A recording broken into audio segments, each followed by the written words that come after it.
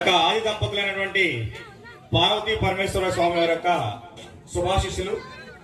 ఈ కార్యక్రమం అనేది చాలా మా పీఠాన్ని చూసుకుంటే చాలా సుదూరమైన ప్రాంతంలో ఉన్నది. ఇక ఇంత బిజీ షెడ్యూల్ లో కూడా మా శిష్యుడు మహేశ్వరానంద పిలిచాడు కనుక తప్పనిసరి పరిస్థితుల్లో చాలా కార్యక్రమాలు పక్కన పెట్టుకుని రావడం జరిగింది. ఇక్కడ వచ్చినందుకు కూడాను చాలా సంతోషంగా ఉంది. కార్యక్రమం కూడా రుద్రాభిషేకం కానీ అర్చకులు బాగా మన అర్చక స్వాములు కూడా బాగా వైభవంగా రుద్రాభిషేకం నిర్వహించారు. అదేవిధంగా ఇప్పుడు తదుపరి చేసేటువంటి రుద్రాభిషేకం మా మహేశ్వరానంద చాలా అద్భుతంగా నిర్వహిస్తారు వారి యొక్క నేతృత్వంలో. ఎందుకంటే ఈ యొక్క మృత్తిక శివలింగానికి అభిషేకం చేయడం అనేది మా శిష్యులకి ఎంతో ఇష్టదాయకం, చాలా ఇష్టంగా చేస్తాడు. ఇకపోతే ఈ యొక్క కార్తీక పౌర్ణమి పర్వదినాన్ని పురస్కరించుకొని నేను ఒక 2 విషయాలే చెప్తాను. ఎందుకంటే కార్యక్రమం చాలా లేట్ అవుతుంది కనుక మనం కూడా గమనించుకోవాలి. మా గురుదేవులు శ్రీ ప్రణవానంద భారతీ స్వామి వారు ఇచ్చేసి ఉన్నారు. అదేవిధంగా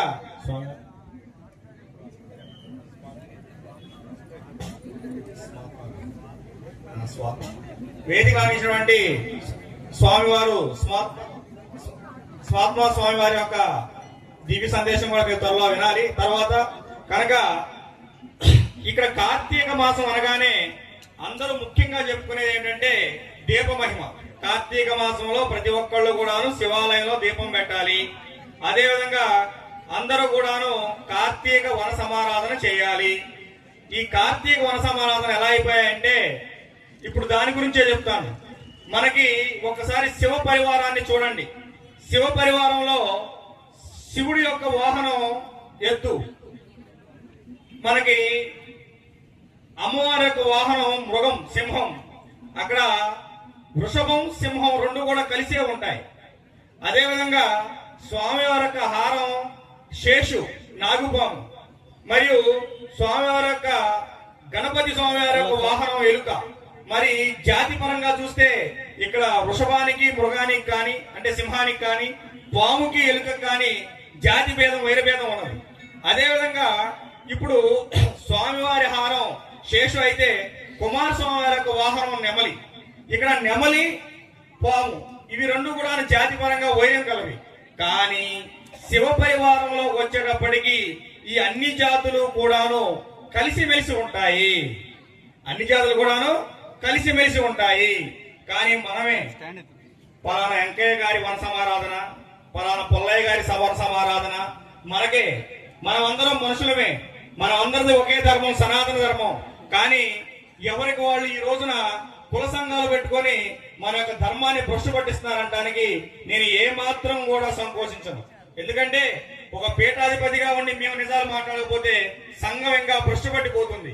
ఇవాళ మన ధర్మం భ్రష్టు పట్టిపోవడానికి, మత మార్పులు ఎక్కువగా పెరగడానికి కొందరు ప్రత్యక్షంగానే మన వాళ్ళు సహకరిస్తున్నారు. దానిలో ఈ కుల సమారాధనలు ఒకటి. పక్కన వాడు రాకూడదా? దైవ కార్యక్రమేగా. ధాత్రి వృక్షం కింద దీపం పెట్టుకుంటాం. ధాత్రి వృక్షం అంటే ఉసిరి చెట్టు. ఉసిరి చెట్టు కింద దీపం పెడతాం. అన్ని కులాలను ఆదరిస్తుందిగా ఉసిరి చెట్టు. నీకేమైంది? నువ్వు వేసే ఆవు నెయ్యి తీసుకొచ్చి దీపం పెడతావు. ఆవు కులం లేదే, అందరికి ఇస్తుందిగా నెయ్యి. అందరు దీపం పెడుతున్నారుగా, నీ తీసుకొని తీరాలి. ఇప్పుడు స్వామివారికి ఎన్నో రకాల అభిషేకాలు చేస్తారు. స్వామివారికి ఎన్నో రకాల అభిషేకాలు చేస్తారు. ఇప్పుడు కూడా చూడండి, మనకి స్వామివారికి మహేశ్వరానంద ఆధ్వర్యంలో అభిషేకాలు పాలు, పంచదార, పెరుగు, నెయ్యి, తేనె, మనకి ఫలాలకు సంబంధించినటువంటి రసాలు ఇవన్నీ చాలా చూస్తారు. కానీ ఇక్కడ ఒక్కటి కూడా స్వామివారి మీద నిలబడదు. మీరు గమనించండి, ఏదైనా స్వామివారి మీద మీరు పోసిన ప్రేమతో పోయండి, భక్తితో పోయండి, డబ్బులు నోట్ల కట్టలు తీసుకొచ్చి వేయండి, బంగారు రాసులు పోయండి, స్వామివారి మీద ఏది నిలబడదు.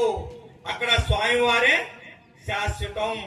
అదే విధంగా ఈ శరీరానికి పౌడర్ రాయి, అత్తరగొట్టు, సెంటు రాయి, అర్థమైందా? సెంటు రాయి, మనకి పట్టు వస్త్రాలు కట్టండి, నూలు వస్త్రాలు కట్టండి, చిరిగిపోయిన వస్త్రం కట్టండి, ఏది కట్టినా శరీరం శాశ్వతం కాదు, ఆత్మే శాశ్వతం. కనుక మనం చేసేటువంటి పాప పుణ్యాలు అనేవి మన ఆత్మతో ప్రయాణించకుండా ఉండటానికి కార్తీక మాసంలో పరమశివుడు బోలాశంకరుడు మనకి ఎన్నో అవకాశాలు ఇస్తాడు. రోజు దీపం పెట్టవయా, నువ్వు చేసిన కర్మని నేను తొలగిస్తానంటాడు. రోజు కుదరకపోతే ఏకాదశి రోజు పెట్టవయా, లేదా పౌర్ణమి రోజు పెట్టవయా, లేదా ద్వాదశి రోజు పెట్టవయా, ఇవన్నీ లేదు. పౌర్ణమి రోజు లేదా అమావాస్య రోజైనా సరే 365 వస్తువులు అంటారు. 365 ఒత్తులు కాదు నాన్న, 730 ఒత్తులు. ఎందుకంటే ప్రతిరోజు మనం 2 ఒత్తులతో దీపం పెడతాం. ఎన్ని ఒత్తులతో పెడతాం? 2 ఒత్తులతో దీపం పెడతాం. 2 ఒత్తులు ఎందుకంటే లక్ష్మీనారాయణ స్వరూపం కనుక 2 ఒత్తులతో దీపం పెడతాం. కొందరు 3 ఒత్తులతో దీపం పెడతారు. అంటే మనిషిలోని తామస, రాజస, సాత్విక గుణాలు ఉంటాయి కనుక వాటి ప్రతీకలుగా 3 ఒత్తులతో పెడతారు. కానీ శాస్త్ర నియమం 2 ఒత్తులే కనుక సంవత్సరానికి రోజుకు 2 ఒత్తులు చొప్పున 365 రోజులు అంటే 730 ఒత్తులతో మనం దీపం పెడతాం. నువ్వు రోజు పెట్టకపోతే నెలలో ఆఖరి రోజైనా పెట్టరా నాయన, 730 ఒత్తులు ఏదో సంవత్సరానికి సరిపడా పెట్టు, నిన్ను క్షమిస్తానంటాడు. ఈ కార్తీక మాసం అనేది మన ధర్మంలోనే చాలా విశిష్టమైనది. చూడండి, ఇన్ని మాసాలు ఉన్నాయి. కార్తీక మాసంలోనే ఇప్పుడు అయ్యప్పలు గాని, భవానీలు గాని, ఇతరులు ఎవరైనా సరే దీక్షలు తీసుకుంటారు. ఎందుకంటే మనం దీక్ష తీసుకున్న స్వామితో పాటు శివయ్య అనుగ్రహం కూడా మనకు ఉండాలి అని. శివయ్య అనుగ్రహం ఉంటే అందరి అనుగ్రహం ఉన్నట్టే కనుక ఈ యొక్క దీపాలు అనేవి ఖచ్చితంగా పురుషుడే పెట్టాలి. ఇది ఒక విషయం గుర్తుపెట్టుకోండి. తెల్లవారుజాము 4 గంటలకు మా ఆవిడ లేచి గుడికి వెళ్ళిందండి, నేను మాత్రం 7 గంటలకు లేచి కాఫీ తాగానంటే కుదరదు. వాస్తవంగా ధర్మపత్ని సమేతస్య అంటే యజమాని దీపం పెడుతూ ధర్మపత్ని పేరు చెప్పుకోవాలి. తర్వాత సగుణవస్య అంటే పిల్లలు ఎంతమంది ఉన్న మనవలు సంతోషం, ఈ యొక్క భావనలు అనేవి మానుకోవాలి. ముఖ్యంగా ఇది ఇప్పుడు ఇది ఒక కల్చర్ అయిపోయింది. ఈ వన సమారాధన అనేది క్యాస్ట్ ఫీలింగ్ మీద చేసే ఒక కల్చర్ అయిపోయింది. దయచేసి దాన్ని మనం తగ్గించుకోవాలని ఇక్కడ ఈ కార్యక్రమం సందర్భంగా నేను పిలుపునిస్తున్నాను. ఇంకొకటి, ఇప్పుడు కార్తీక పౌర్ణమి రోజున జ్వాలాతారణం కడతారు. అమ్మ జాగ్రత్త వినాలి.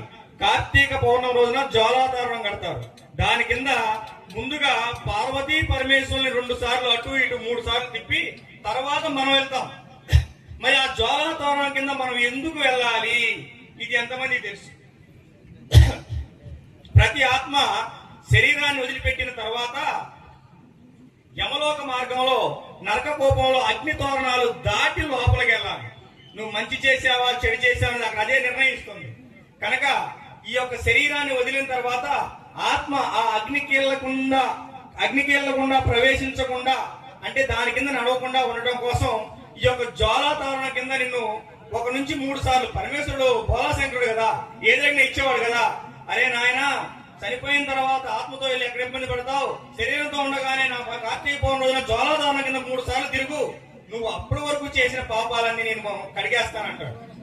కానీ అప్పటి వరకు చేసిన పాపాలన్నాడు కడిగేస్తాడు సరే, మళ్ళీ వచ్చిన తర్వాత నువ్వు చేయవని గ్యారంటీ ఏంటి? మళ్ళీ వచ్చిన తర్వాత నువ్వు చేయవని గ్యారంటీ ఏంటి? అక్కడతో శుద్ధైన నువ్వు అదే పరిశుద్ధంగా ఉండాలి అని జ్వాలాతారణం చెబుతోంది. నిన్ను రానున్న కాలంలో నీకు పునర్జన్మ లేకుండా నువ్వు చేసినటువంటి పాపాల నుంచి విముక్తి పొందడానికి నువ్వు జ్వాలాతారణం కింద అటు ఇటు 3 సార్లు మనం ప్రదక్షిణ చేసినట్టు నడిస్తే మన యొక్క కర్మలు కాలిపోతాయని జ్వాలాతారణం ప్రవచిస్తోంది.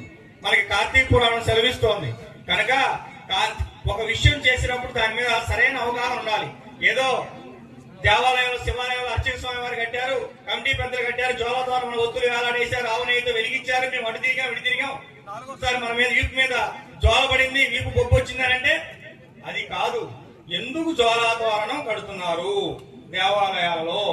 మనం జ్వాలాతారణం కింద ఎందుకు అటు వాళ్ళు కట్టినంత మంది పుట్టారు, వాళ్ళు ఇవాళ చాలా అరుదుగా ఉంటున్నారు. 3-4 తరాలు చూసేవాళ్ళు కనీసం 2-3 తరాలైనా ఉంటాయి కనుక శకునమస్య సమస్య అంటే సరిపోతుంది.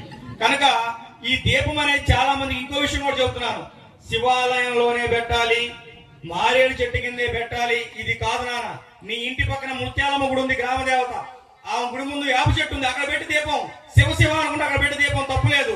నువ్వు గ్రామ దేవాలయంలో గ్రామ దేవాలయంలో పెట్టావా, శివాలయంలో పెట్టావా, లేదా రామాలయంలో పెట్టావా? కాదు, కార్తీక మాసంలో నువ్వు దీపం పెట్టావా లేదా? మీరు కార్తీక పురాణం చదివారా? వింటున్నారుగా కార్తీక పురాణం. కార్తీక పురాణం మొత్తం హరి సన్నిధానం గురించే ఉంటుంది.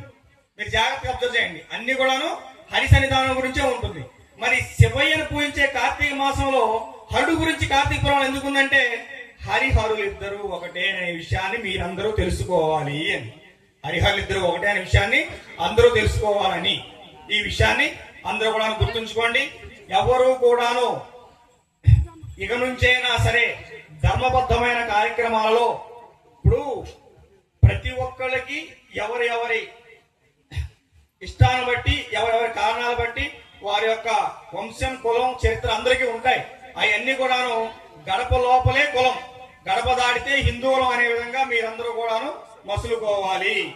ఈ విషయాన్ని గమనించండి. సర్వే జనా సుఖినో భవంతు. శ్రీమాత్రే మహా జయ గణేశ్వర.